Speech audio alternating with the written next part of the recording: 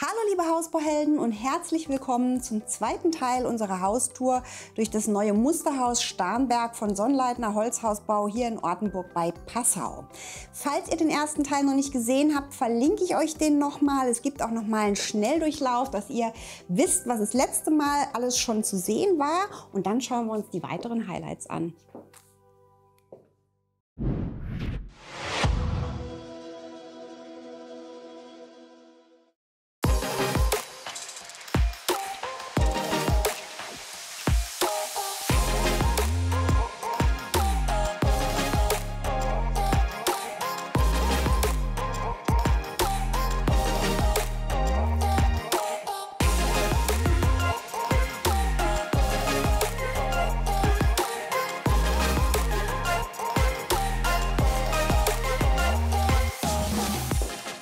Was sich hier hinter dieser ersten sehr schön flächenbündigen eingebauten Tür verbirgt, wisst ihr ja schon vom letzten Mal. Das war die Backup-Küche.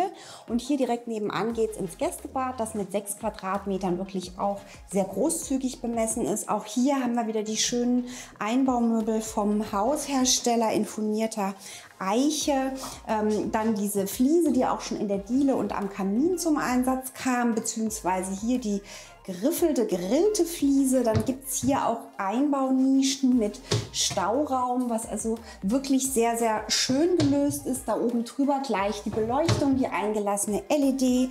Hier sehr schön matt schwarz diese Wandarmaturen. Das heißt, hier drunter sitzt dann eben auch die Vorwandinstallation. Es gibt immerhin sogar im Gästebad eine Steckdose. Und was ich sehr schön finde, ist, dass die Dusche hier zwischen diesen zwei Schamwänden eingebaut ist und dahinter das WC verschwindet. Die ist jetzt hier 85 x 85 mit so einer extra flachen weißen rutschhemden Duschtasse, was ich persönlich sehr schön finde. Auch hier wieder der Wechsel von der glatten Fliese zur gerillten Fliese. Wie die sich dann putzt und abziehen lässt in der Dusche, weiß ich allerdings nicht. Da würde ich mir vielleicht die Rückwand dann überlegen. Auch hier gibt es jetzt eine mattschwarze Armatur mit Regenbrause. In dem Fall eine Aufputzarmatur. Oben sehen wir das Ganze nochmal Unterputz. Hier die Wandgestaltung eben auch wieder mit Eiche und mit dieser Fliese. Hier gibt es nochmal diesen Bronzeton, der auch in der Küche aufgetaucht ist, und hier ums Eck dann eben das WC. Auch hier gibt es nochmal einen Einbauschrank, wo das Toilettenpapier verschwinden kann. Das ist wirklich sehr, sehr praktisch gelöst. Und hinter mir natürlich direkt das Fenster, um dann auch mal schnell was abzulüften. Das kann man dann auch auf Kipp stellen, weil ich hatte ja schon erwähnt, es gibt in diesem Haus keine kontrollierte Lüftungsanlage. Der Hersteller baut das zwar auf Wunsch, ist aber tatsächlich nicht notwendig. Wir haben hier sehr, sehr viel offenporige Holzoberflächen. Wir haben hier sehr, sehr viel, was die Raumluftfeuchte puffert. Auch die Akustik, ihr erinnert euch, diese stoffbestandenen Oberflächen. Und insofern funktioniert das eben auch so. Hier geht es jetzt in den Technikraum. Das sind an der Stelle 8,6 Quadratmeter. In dem Musterhaus ist da nichts drin, weil das hier am Firmenstandort steht und an die Werksfernwärme angeschlossen ist. Hier wäre aber genug Platz für alle Hausanschlüsse, für eine Wärmepumpenheizung mit Warmwasserspeicher, auch noch einen Solarspeicher. Wenn ihr oben Photovoltaik haben wollt, würde da gut reinpassen. Und wenn ihr keine Lüftungsanlage braucht, reicht euch das auf jeden Fall. Denn für Waschmaschine und Trockner gibt es oben noch ein ganz tolles Versteck. Aber bevor wir da hingehen, schauen wir noch hier ins Büro, beziehungsweise da gibt es auch noch ein Geheimnis. Wir haben jetzt hier 13,5 Quadratmeter. Auch hier, ihr ahnt es schon, gibt es Einbaumöbel in Eiche. Dann haben wir an der Decke, was ich ganz nett finde, mal so ein Lichtschienensystem. Das heißt, ihr müsst bei der Bemusterung natürlich an einer Stelle einen Stromauslass haben, könnt aber dann, wenn ihr so ein System habt mit diesen verschiebbaren Strahlern, auch wirklich ganz unterschiedlich beleuchten und die verschieben. Dann haben wir hier diesen Arbeitsbereich, der da gleich eingebaut ist. Auch wieder alles in Eiche mit diesen abgerundeten Kanten, finde ich sehr schön. An der Wand haben wir wieder die Akustikpaneele. Das ist hier ein Eichestab und dahinter dieser hellgraue Filz. Wir können das oben auch noch mal sehen, dass das wirklich ein ganz massives Element ist. Hier oben ist jetzt eine Brüstungshöhe von 1,40. Das ist schön, weil dahinter der Hauseingangsbereich ist. Dann guckt euch da niemand hin. Und wenn ihr hier sitzt und arbeitet, ist es natürlich auch besser, ihr schaut nicht gegen das Licht, sondern hier gegen diese Wand. Dann haben wir hier schon gleich das Licht, also auch wieder die Einbau-LED. Und das Zimmer ist natürlich auch schön hell, weil es hier wieder dieses sehr, sehr große Fensterelement gibt. Wir haben hier eine Festverglasung, die ist 1,40 breit, die Elemente sind 2,20 hoch. Hier gibt es einen normalen Drehkippbeschlag in Standardbreite, wo ihr dann rauskommt auf diesen schönen, großen, 2,50 Meter tiefen, überdachten Balkon bzw. Terrasse hier draußen. Und auf der Seite gibt es was ganz, ganz Spannendes. Das zeige ich euch jetzt gleich, wie man aus diesem Zimmer mit wenigen Handgriffen das perfekte Gästezimmer machen kann.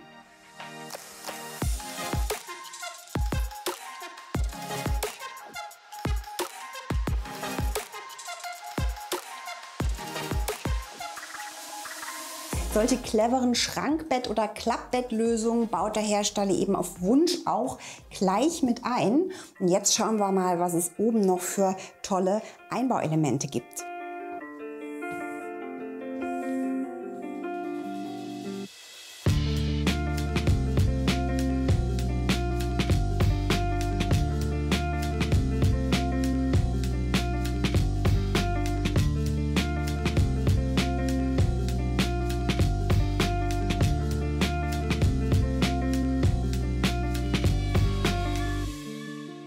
Hier oben kommen wir jetzt auf eine Galerie, die 16,9 Quadratmeter hat. Hier gibt es nochmal den Blick runter auf den Esstisch, sprich die Verbindung, die akustische zwischen den Geschossen. Das muss man sich überlegen, ob man das will. Aber für den Raum ist es natürlich schön, weil da auch natürliches Tageslicht reinkommt.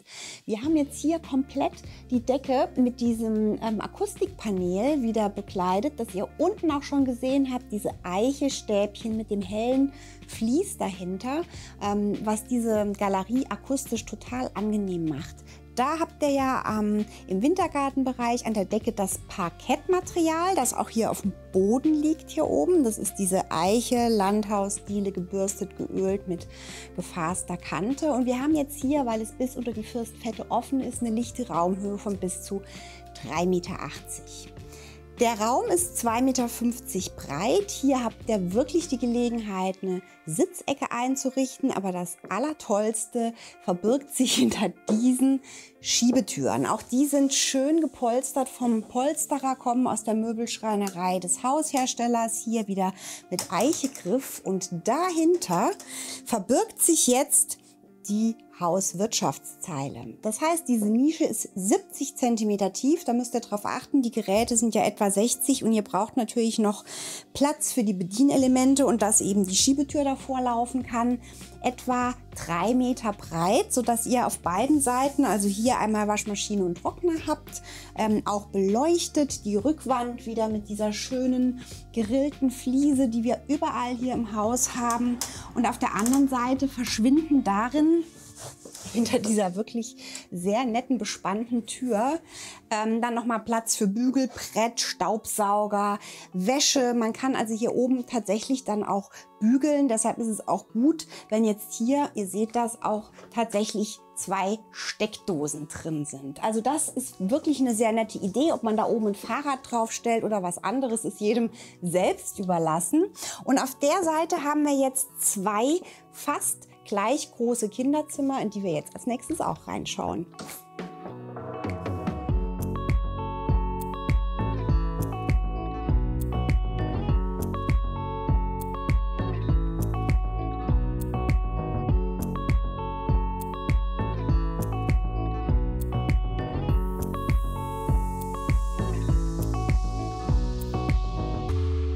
Die Kinderzimmer sind beide rund 16 Quadratmeter groß und was hier direkt auffällt, ist die besondere Raumhöhe. Hier haben wir ja im Rohbau die Kniestockhöhe von 2,20, da bleiben jetzt hier ungefähr 2 Meter und auf der anderen Seite durch diesen Ausbau Dach gleich Decke haben wir hier bis zu 3,80 Meter Raumhöhe. Das heißt, man kann hier natürlich auch wunderbar ein Hochbett reinbauen. Hier hat jetzt die Möbelschreinerei des Hausherstellers so ein Bett mit Nachttisch und umlaufend diese teppichbespannte Wandverkleidung. Das ist erstens, sagen wir mal, sehr angenehm vom Anfühlen her, akustisch für den Raum sehr angenehm. Es ist auch für das Bett sehr schön. Man scheuert dann da nicht irgendwie mit Sachen an der weißen Wand und kriegt da Striemen. Und dann seht ihr schon dahinter hier haben wir wieder die Innenseite dieser Twin Ligna Blockbohlen-Außenwand. Das heißt, wir haben hier innen 5 cm Fichte Blockbohle, auch so ein bisschen hell lasiert. Das heißt, sowohl akustisch als auch von der Raumluftqualität ist es hier sehr, sehr angenehm. Schön ist, dass hier auch so viel Licht reinkommt. Wir haben hier ein Fensterelement, die sind im ganzen Haus 2,20 hoch. Dann gibt es hier eine kleine feststehende Verglasung, beziehungsweise eine, die sich dann öffnen lässt, wenn man hier den Flügel offen hat. Das sind 85 cm, hier ist es etwa 1 Meter. Wie gesagt, die Holz-Alu-Fenster baut der Haushersteller auch selber. Wir haben hier außen die Aluschale, das war im ganzen Haus Pearl Beige, das ist die RAL-Farbe 1035 und hier könnt ihr eben sehen, was ich auch sehr schön finde, ist dieses französische Balkongeländer in Glas, das eben in den Rahmen integriert ist. Das sitzt noch vor dem Screen, der hier runterläuft. Das heißt, die fährt davor runter und ist hier sehr, sehr schön in die Fensterleibung integriert. Wir haben jetzt hier tatsächlich, das kann ich euch nachher noch mal zeigen, auch solche Screens, die machen es natürlich nicht dunkel. Das müsst ihr euch überlegen, ob ihr das dann im Schlafzimmer haben wollt oder lieber Rollläden nehmt. Hier gibt es dann noch mal so eine kombinierte Schrank-Schreibtischlösung. Wie gesagt, die Einbaumöbel können ganz nach Wunsch geplant und eingebaut oder eben auch nicht eingebaut werden. Sehr schön mit diesem flexiblen, ganz, ganz schlanken LED-Band hier drin. Und was ihr jetzt hier seht, ist der Heizkreisverteiler. Ihr wisst ja, ich finde das immer nicht so toll, wenn die in Kinder- oder Schlafzimmern sind. Man hört es manchmal ein bisschen. Wäre vielleicht auch möglich, den in diese Nische reinzubauen, von der anderen Seite zugänglich. Da war ja diese Einbaunische für die Hauswirtschaftsgeräte. Da im unteren Bereich vielleicht was freilassen, was die Regale angeht, dann könnte man da auch vom Flur drauf zugreifen. Hier seht ihr einfach jetzt auch hier oben alles in mattschwarz, die Jalousien bzw. diese Screens hier elektrisch zu bedienen. Und ihr könnt jetzt sehen, wenn das so halb runtergefahren ist, dass es eben nicht verdunkelt. Und jetzt schauen wir uns das zweite Kinderzimmer an. Auch hier oben gibt es überall die schönen flächenbündigen Türen mit den verdeckten Bändern, was sehr hübsch, aber natürlich keine Standardausstattung ist. Und jetzt sind wir im zweiten Kinderzimmer, das auch ungefähr 16 Quadratmeter groß ist. Hier ist es ein kleines bisschen anders, auch auf der Seite diese Kombination mit beleuchtetem Schreibtisch und Schrank, das gleiche Fensterelement. Aber hier auf der anderen Seite geht es ein bisschen anders weiter. Auch hier haben wir wieder diesen Stoßschutz und dieses akustisch sehr angenehme Teppichmaterial. Hier ist die Leiste nochmal mit einem LED-Band eingelassen. Und hier gibt es dann quasi neben dem normalen Bett nochmal ein Daybed, wenn dann Teenager auch in Klamotten mal chillen wollen und sich nicht auf ihr Bett legen müssen. Oder wenn Gäste da sind, hier unten sind dann auch nochmal riesige Schubladen drin, wo eben dann das Bettzeug verschwinden kann. Hier oben gibt es im gleichen Stoff wie unten vom Polsterer wieder gleich die passende Matratze. Und natürlich gibt es in so einem Haus auch ein eigenes Kinderbad. Und da gehen wir jetzt mal rein.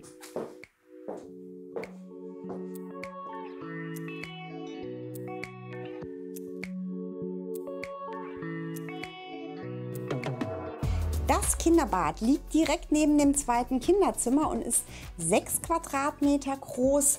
Ihr seht schon, ich habe euch unten was zu diesen schönen Drückergarnituren gesagt, die jetzt hier schwarz mit dieser Bronzekante sind. Und weil der Haushersteller das eben alles selber baut, auch die Fenster, könnt ihr eben hier auch die gleiche Griffgarnitur dran haben. Das finde ich jetzt eigentlich eine ganz schöne Sache. Wir haben hier 97 cm hohe Brüstung. Dann ist dieses Element 1,75 mal 75. Dann ist es natürlich sinnvoll, dass hier nur ein Kippbeschlag dran ist. Ihr müsst natürlich bedenken, dass der jetzt relativ hoch ist. Also jetzt ein kleineres Kind kommt da halt nicht dran, um das Fenster mal aufzumachen. Und weil es hier ja keine Lüftungsanlage gibt, keine kontrollierte, muss man das schon mal aufmachen. Man könnte da sicherlich auch mit geteilten Elementen arbeiten, dann sitzt die Griffgarnitur etwas niedriger. Zu der Höhenabwicklung möchte ich auch euch hier kurz was sagen. Diese wunderschönen Badmöbel hier, alles Eiche, Echtholzfurnier, baut der Haushersteller auch selber. Hier ist jetzt schon passend zum Kinderbad die Höhe von diesem Waschtischunterschrank etwas niedriger. Das sind 72 cm mit dem Aufsatzwaschbecken, dass die Kinder da auch drankommen. Ist schon mal eine super Sache, aber jetzt habe ich hier natürlich diese Vorwandinstallation, die standardmäßig 1,20 hoch ist. Wenn ich jetzt hier als kleines Kind meine Zähne putze, komme ich weder an diesen wunderschönen Stauraum hier, noch kann ich mich im Spiegel angucken. Also das ist natürlich eine total schicke Einbaulösung. Ihr könnt euch das überlegen, einfach, wenn ihr sowas für euch plant, wenn ihr diese Vorwandinstallation nicht niedriger hinbekommt, ob man die Nische zumacht und dann wirklich niedriger einen Spiegel ansetzt und natürlich, ob man hier dann auch 2 Steckdosen macht, weil, wie gesagt, elektrische Zahnbürste und Föhn und so weiter, es gibt eigentlich immer genug einzustecken im Bad. Hier haben wir dann noch wieder auch diese bodengleiche Dusche, die ist jetzt fast 90 x 90, was sehr, sehr schön ist. Auch wieder diese ganz flache, rutschhemmende Duschtasse, die schöne große Fliese 1,20 x 1,20 auf dem Boden und hier die in gerillter Optik. Wenn euch das interessiert, wie gesagt, ich kann euch die genaue Bezeichnung auch in die Kommentare schreiben. Und dann habe ich noch eine Sache für euch hier. Es ist natürlich schön, wenn man die Dusche über Eck öffnen kann, weil die dann hier weiter aufgeht. Der Teufel ist ein Eichhörnchen. Gerade im Kinderbad sind solche Türkollisionen immer eine Sache, wo man sich einfach überlegen kann, ob sich die vermeiden lassen. Da hat man schon mal einen Unfallpunkt weniger am Haus. Und jetzt schauen wir uns meinen zweiten Lieblingsbereich in diesem Haus an, nämlich den Elternbereich Ensuite, Bad und Ankleide, der sich hier verbirgt.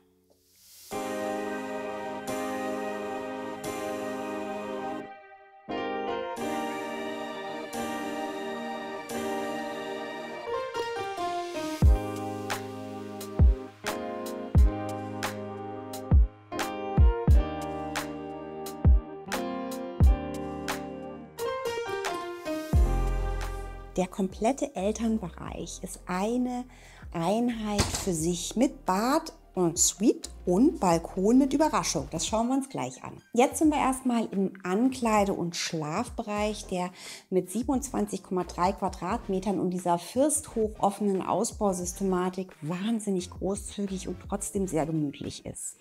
Wir haben hier wieder das Parkett, das Eiche-Parkett an der Decke, was hier einen sehr wohnlichen Charakter reinbringt. Hier oben die 2 schmalen Dachflächenfenster übereinander, die auch nochmal in diesen Bereich, in den Schminkbereich und die Ankleide viel Tageslicht reinbringen, ist eine tolle Sache. Ich kann mir auch vorstellen, dass man hier im Sommer, die sind natürlich elektrisch zu bedienen und zu öffnen, sehr, sehr gut warme Luft ganz schnell ablüften kann in der Nacht.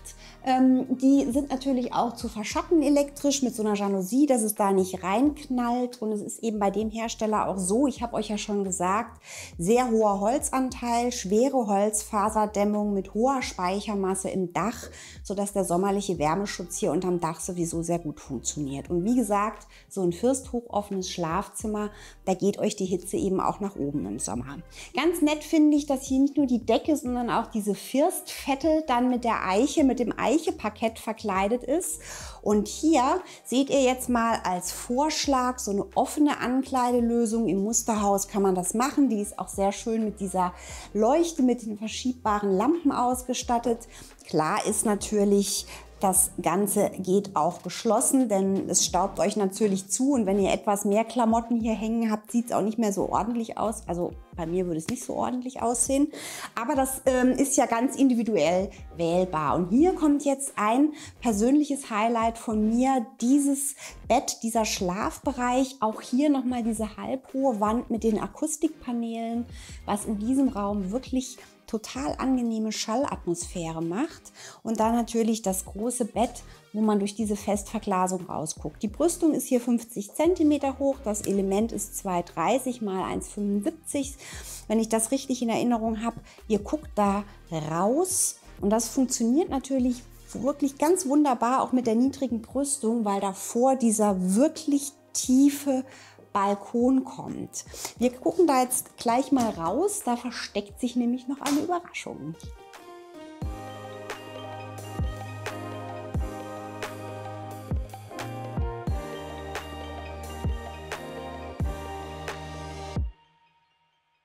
Dieser Balkon ist tatsächlich fast 2,50 Meter tief von der nutzbaren Breite. Das heißt, er ist wirklich gut nutzbar. Und jetzt kommt ja immer, wer nutzt denn einen Balkon im Obergeschoss? Und da habe ich jetzt wirklich eine ganz tolle Überraschung für euch. Also als erstes haben wir hier mal wieder die unterschiedlichen Holzarten, die carbonisierte Lärche, die so abgeflemmt und gebürstet ist und dann auch noch mal überstrichen. Das heißt, man macht sich da auch nicht dreckig. Das ist eine sehr, sehr gute Möglichkeit, das Holz total feuchtigkeitsresistent zu machen. Dahinter gibt es dann noch mal in der Abseite quasi so einen praktischen Abstellraum für die Polster, was man hier oben eben so hat und nicht sehen will.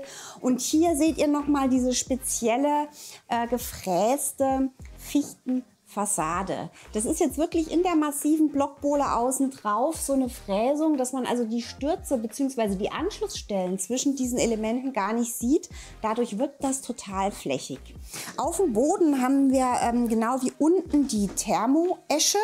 Und ihr seht schon, hier gibt es auch eingelassene Beleuchtung, was diese 3D-Fassade, wenn es dann abends bestrahlt wird, total plastisch wirken lässt.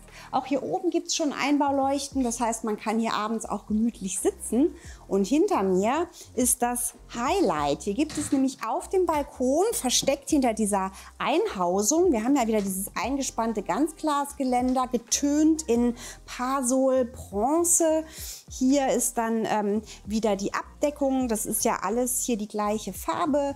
Pearl Beige, das ist der Ralph-Farbton 1035 und hier ist jetzt tatsächlich eine Außensauna. Das heißt, dieser obere Bereich ist sozusagen der private Wellnessbereich mit privatem Außensaunabereich. Und es geht natürlich direkt ums Eck, dann rein ins Bad, in die Dusche, in die Wanne, wie man möchte. Auch hier ist übrigens eine relativ flache Schwellenlösung verbaut. Das ist sehr schön und auch überhaupt kein Problem, weil dieser Bereich durch dieses wahnsinnig breit auskragende Dach ja auch komplett Regen- und Schlagregen geschützt ist.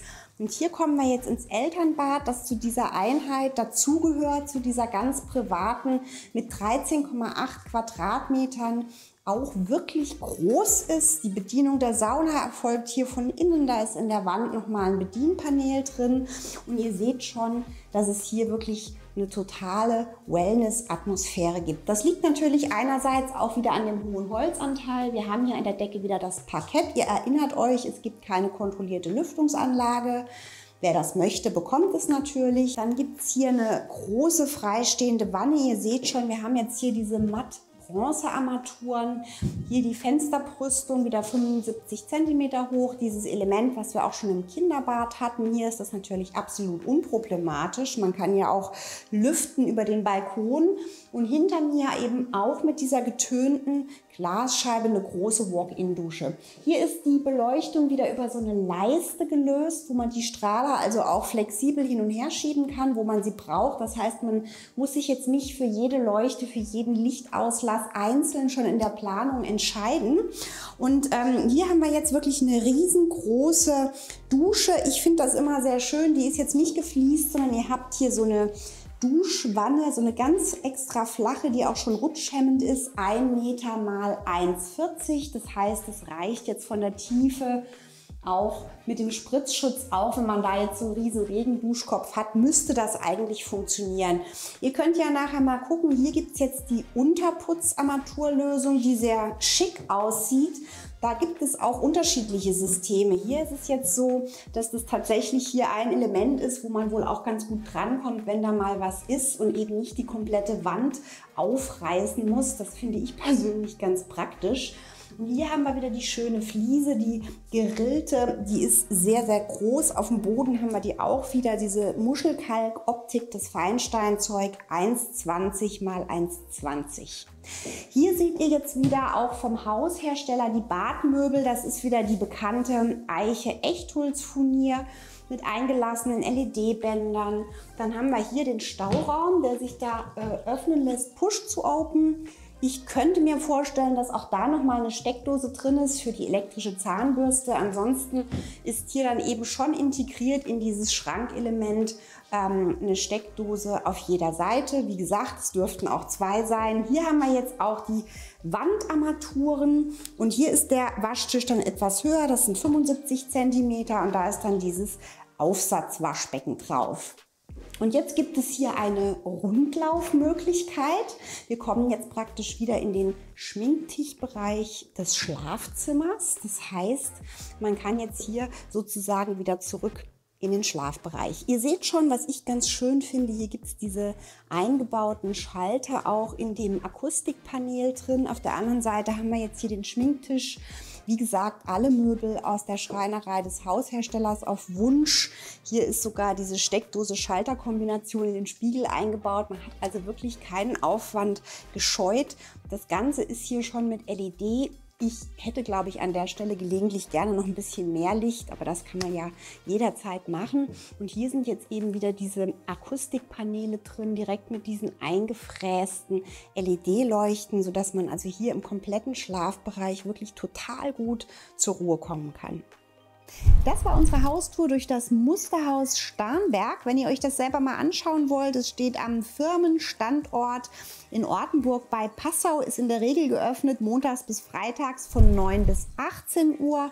Samstags von 10 bis 15 Uhr. Ihr könnt euch vorne im Besucherzentrum anmelden, dann hier über das Gelände laufen. Hier stehen mehrere Musterhäuser des Herstellers. Wenn ihr eine Beratung wollt, ruft ihr besser vorher an, dann hat auch jemand Zeit für euch. Wir haben hier schon 2 weitere Haustouren gedreht über andere Häuser des Herstellers, die ich euch nochmal verlinke. Und wenn ihr zu diesem Haus die Grundrisse anschauen wollt, habe ich euch wie immer unten in der Videobeschreibung einen Link in unsere Hausdatenbank gesetzt. Ebenso findet ihr dort eine Preisinfo vom Haushersteller.